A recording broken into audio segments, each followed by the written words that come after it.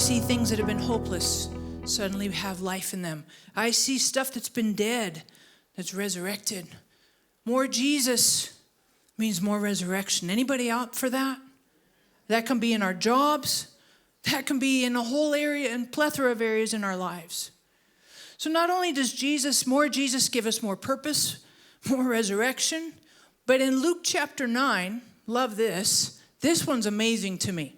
So again, we got the 12 disciples. They're all hanging out. And Jesus says to, subtle hint, 3 disciples that we've been talking about. Their names are? Thank you, Peter, James, and John. Hopefully you're saying the same online. Peter, James, and John. Hey, dudes, let's go up on the mountain. I want to hang out with y'all. Like, if I was not Peter, James, and John, I'd be like, what am I, chopped liver? I want to come with you. Because by this point, I'm like, hey, everybody wants more Jesus. So they go up on this mountain, Luke chapter 9, and Peter, James, and John, they're hanging out there, and they fall asleep. I get why they'd fall asleep. I think following Jesus was a 24/7 expenditure of energy, right? Let's say nothing of just absorbing him, but managing all the people that were around him.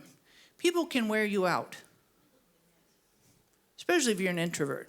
That's just a little rabbit trail, but true nonetheless. So they're tired, and they're sleeping.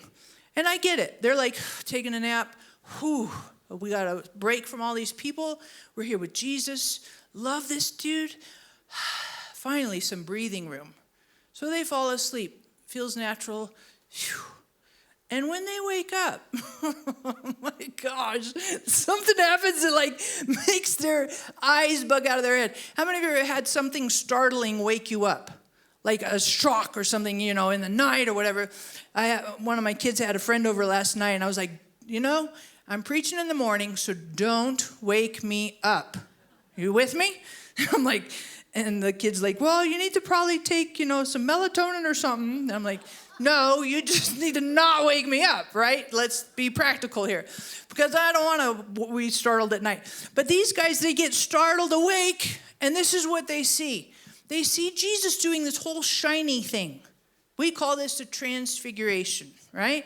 And he's glowing. His face, you read it in the Greek, his face is different, has changed, metamorphosized. His clothes are shiny. His face is shiny. And who is he talking to? He happens to be talking to Moses and Elijah.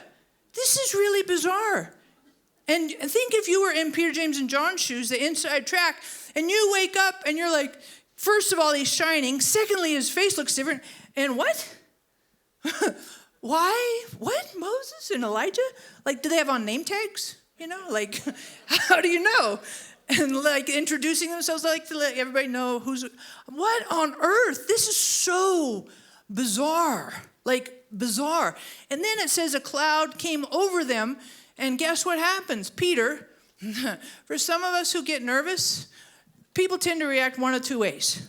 When you get nervous, either you talk more or you talk less. Anybody recognize that, right? So you get the talkative people, and they start talking, and then you're like, zip it. You're just blathering. You make notes. How many of you ever seen that? And Peter, it's really good that we're here. We need to build temple, not with little tents and stuff. And I love what God says, the Father.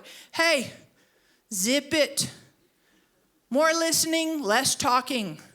This is my son. Listen to him. And when we have more Jesus, not only do we have more purpose in our lives, more resurrection, but family, we have more revelation.